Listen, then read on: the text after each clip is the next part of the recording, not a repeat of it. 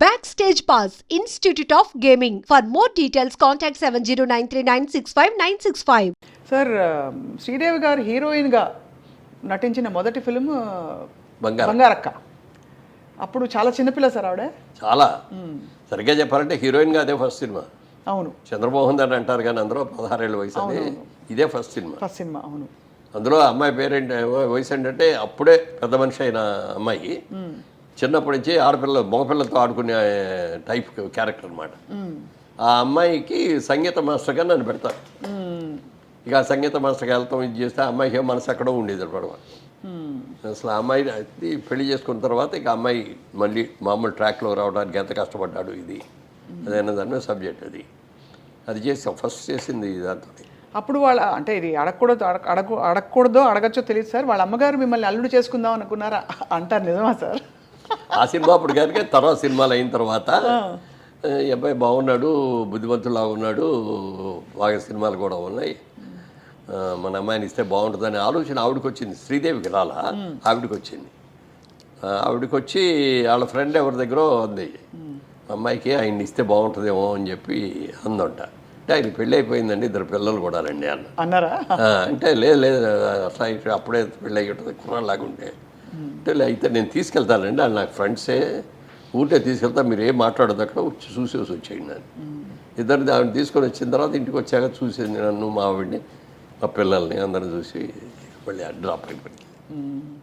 మేడంకి ఏమైనా తెలుసా సార్? తెలుసు. ఏమనేవారు అంటే నవ్వురుకుంటుంది అంతేనా? ఎప్పుడు ఒక చిన్న ఇది కూడా రాలేదు అసలు ఈర్ష్య గారి. ఇప్పుడు జయచిత్ర పెట్టినప్పుడు, జయచిత్రతో యాక్ట్ చేసినప్పుడు జయచిత్రతో పెళ్ళి అని చెప్పి అవును చాలా వచ్చేసింది. తమిళ పత్రిక దినతంతి అని ఉండేది ఒక న్యూస్ పేపర్. జయచిత్ర గారే నాతో చెప్పారు మన ఇంటర్వ్యూ, మొన్నటి కూడా చెప్పారా? మొన్ననే చెప్పారు.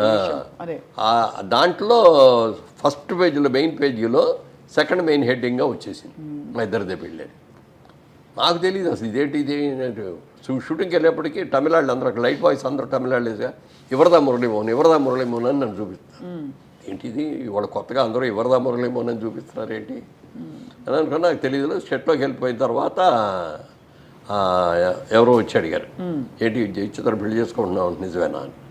ఏంటి ఏం జయచిత్ర పెళ్లి చేసుకోవడం ఏంటి, నాకు పెళ్ళి అయిపోయింది కదా ఇంకా పెళ్ళి ఏంటి అన్న. కాదు ఇవాళ పేపర్లో వచ్చింది చూడ, నా తమిళ పేపర్ చూపించారు, అక్కడ నా ఫోటో, జయచిత్ర ఫోటో, 2 ఫోటోలు వేసి రాశాడు. ఈ లోపల అట్లూరు పూర్ణచంద్ర గారు ఫోన్ చేశారు, బాబు ఎక్కడున్నావు అన్నారు. వాహిని స్టూడియోలో ఉన్నానండి షూటింగ్లో అన్నా. ఎంతసేపు సాయంత్రం దాకా ఇక్కడే రండి అన్న. నేను వస్తున్నాను అన్నాడు. అనగానే అప్పుడు భయం వేసింది. అప్పుడు దాకా ఏమీ లేదు. ఇదేంటి ఈయన వస్తున్నారు, ఈ పేపర్ ఏమైనా చదివాడు ఆయన, లేకపోతే ఏమైనా తెలిసిందా, వేరే పనితో వస్తారా అని కొంత ఇది ఉంది. అయినా అయ్యి ఉండదులే అని చెప్పి నా షూటింగ్లో పడిపోయాను. ఆయన కరెక్ట్గా 11:30కి వచ్చారు. వచ్చి బాబు ఒకసారి రాయిపోయి మాట్లాడదామని అని మేకప్ రూమ్లో తీసుకొచ్చి, ఇట్లా పేపర్లో వచ్చింది బాబు నిజమేనా అన్నాడు. అయ్యో అలాంటి పని నేనెందుకు చేస్తానండి, నేను ఎప్పుడు అలాంటి పని చేయను, ఏదో ఎక్కడా పొరపాటు పడి ఎవరన్నా చేస్తారేమో తప్పు అని చెప్పడం కోసం వద్దు అని చెప్పడం కోసం వచ్చాను అన్నారు. చాలా సంతోషం అండి మీరు నా మీద ప్రేమతో వచ్చినందుకు. మీరందరూ ఎప్పుడైనా నా గురించి తలెత్తుకునేటట్టు ఉండాలి తప్ప తలదించుకునేటట్టుగా నేను ఉండనండి ఎప్పుడు. అలాంటి పని చేయనండి. అందుకే బాబు చాలా సంతోషం అని చెప్పి వెళ్ళిపోయారు. అంటే ఒక ఫాదర్లీ ఎఫెక్షన్ ఆయనకి నేనంటే. అవును సార్, మిమ్మల్ని ఇంట్రొడ్యూస్ చేసింది వారే, ఆయనే కదా. ఆయన పెట్టిన పేరు పేరు ఆయన పెట్టారు, ఆయన పెట్టిన భిక్ష. అందుకే నా జీవితంలో 3 మర్చిపోలేను. ఒకటి మొట్టమొదట మాణిక్యాలరావు గారు అని మాకు బిజినెస్లో నాకు వర్కింగ్ పార్ట్నర్గా ఇచ్చిన మాణిక్యాలరావు గారిని, సినిమాలో ఇంట్రొడ్యూస్ చేసిన అట్టూరు పూర్ణచంద్రరావు గారిని, నన్ను బాగా పైకి తీసుకొచ్చిన దాసనారాయణ గారు. ఈ 3 మాత్రం జీవితంలో నేను మర్చిపోలేను. వాళ్ళు ఈ స్టేజ్లో ఉన్నానంటే వాళ్ళు పెట్టిన భిక్ష. అవును సార్, అది మీ మంచితనం సార్. మీరు గురువుల్ని గుర్తుపెట్టుకోవడం అన్నది చాలా గొప్ప లక్షణం కదా సార్. కానీ సార్ నిజానికి ఆ రోజుల్లో రెండో పెళ్ళి జరగడం చాలా సర్వసాధారణంగా మనకి. ఇప్పుడు ఉదాహరణకి కృష్ణ గారు, విజయ నిర్మల్ గారు పెళ్లి చేసుకున్నారు, ధర్మేంద్ర గారు పెళ్లి చేసుకున్నారు. అంటే భార్య ఉండగానే ఆ ప్రేమ ఒకటి కలిగి అది అవన్నీ కామన్స్ గారు. మీకు మైండ్లో ఎలా ఉండేది అసలు? ఆలోచన ఎప్పుడు రాలేదా? అసలు అలాంటి నేను సినిమా ఫ్యామిలీ షిఫ్ట్ చేద్దాం అనుకున్నప్పుడు నేను మొట్టమొదటి మీరు అడిగారు ఇందాక, ఏదో అన్ని రకాల ఈ ప్రలోభాలకి స్థానమైన రంగంలోకి వచ్చారు కదా, ఎలా ఉన్నారు అని అడిగారు. దానికి సమాధానం ఇప్పుడు చెప్తున్నాను. నేను ఇండస్ట్రీకి వచ్చేటప్పుడు నేను ఫ్యామిలీ పిల్లల్ని తీసుకొని వచ్చేటప్పుడు నేను ఒకటే నిర్ణయం నాకు నేనే చేసుకున్నాను, సెల్ఫ్ ఇంపోజ్ చేసుకున్నాను అనమాట. సినిమా ఇండస్ట్రీలో ఉన్నంత వరకు అంటే అది చేసుకోవడానికి కారణం ఏంటంటే సినిమా ఇండస్ట్రీలో గొప్పవాళ్ళు ఉన్నారు, వాళ్ళు చూసా ఏం చేయాలో ఎలా కష్టపడాలో నేర్చుకున్నా. అలాగే కొంతమంది చాలా పెద్ద హీరోలుగా ఉండి వాళ్ళకున్న అలవాట్ల మూలంగా వాళ్ళ కెరియర్ని ఎలా పాడు చేసుకున్నారు అనే వాళ్ళని కూడా చూశాను. ఎవరు సార్ ఉదాహరణకి? పేర్లు చెప్పకూడదండి. ఓకే, రైట్, అర్థమైంది సార్. అందుకని నాకు నేనే కొన్ని రూల్స్ ఇంపోజ్ చేసుకున్నా. సినిమా ఇండస్ట్రీలో ఉన్నంత వరకు జోదం ఆడకూడదు, పేకాట ఆడకూడదు, డ్రింక్ చేయకూడదు, వ్యభిచారం చేయకూడదు, ఎవరితో ఆర్డర్తో లింక్ పెట్టుకోకూడదు. చాలా అది పెట్టుకొని మీరు చెప్తే నెంబర్ 40 ఏళ్ళు కంటిన్యూ చేసుకోవాలి. ఏ రోజున ఎక్కడ కూడా తాగటం కానీ, పేకాటం కానీ, రేసులకు వెళ్ళటం కానీ, అమ్మాయిలతో తిరగటం కానీ ఏమి చాలా ప్రలోభాలు పెట్టిన వాళ్ళు ఉన్నారు, అవన్నీ చెప్పను. అయినా సరే అంటే ప్రలోభాలు అంటే ఎలా పెట్టారు? ఏం కాదులే, పర్లేదు ఇవాళ కాదు, బయట వాళ్ళు కూడా, సినిమా వాళ్ళే కాదు, బయట వాళ్ళు కూడా అప్పట్లో కొంచెం క్రేజీ యంగ్ హీరోగా క్రేజీగా కనపడేది సార్. మీరు అందగాడు అదొకటి అంటే 2 రకాల వాళ్ళు ఉండేవారు. ఇదిగో ఇలాంటి అన్నయ్య ఉంటే బాగుంటుంది అనుకునే వాళ్ళు ఉన్నారు, ఇలాంటి మొగుడు ఉంటే బాగుండేవాళ్ళు అనుకున్నారు, ఇలాంటి తండ్రి ఉంటే బాగుండేవాళ్ళు అనుకున్నారు. అట్లా అనుకున్నారు తప్ప ఇంకా వేరేగా అనుకున్నారు. ఎప్పుడు సార్ ఒక డీసెంట్ నమ్మకం కలుగుతుంది ఈయన మీద అని అనుకునే వ్యక్తిని చూసినప్పుడు ఏ ఆడపిల్లైనా పెళ్ళైనా కాకపోయినా ఆ ఆలోచన రావడం సహజం.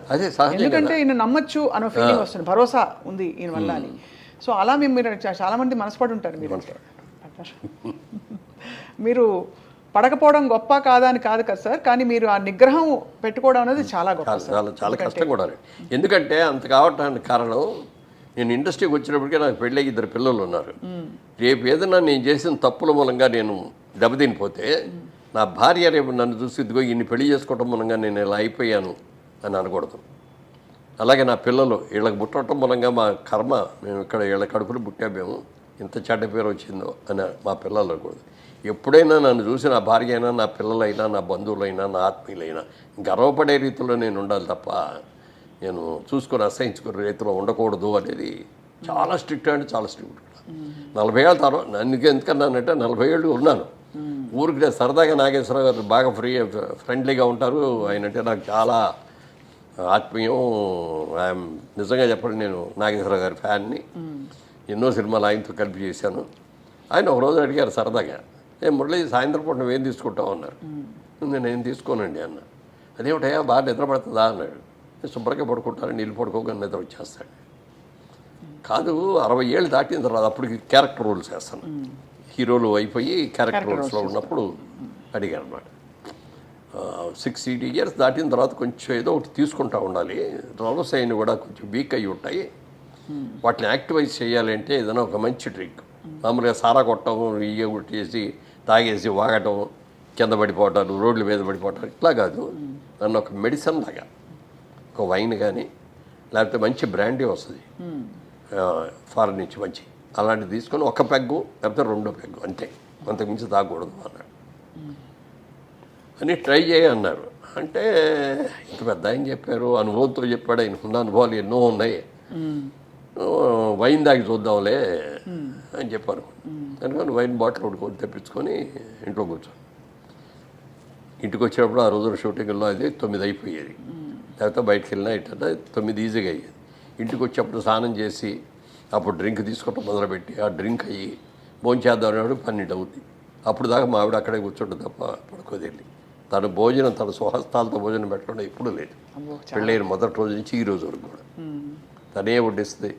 అన్నీ కూడా వేడివేడిగా, ఆ రోజులో మైక్రోవేవ్లో అట్లాంటివి ఏమి లేకపోయినా కూడా నేను వచ్చే టైం చూసుకొని అన్ని కూరలు అవన్నీ వండేసేసి ఒక అన్నం మాత్రం వేడిగా పెట్టేవారు, వేడిగా అప్పటికప్పుడు వండేసి నేను ఇంట్లోకి వచ్చే స్నానం చేసి వచ్చే లోపల రెడీ అయిపోయేది అనమాట. అట్లా ఆ రోజు నుంచి ఈ రోజుగా వేడిగా తింటమే అలవాటు ఏదైనా సరే. Such a dedicated wife sir నిజంగా.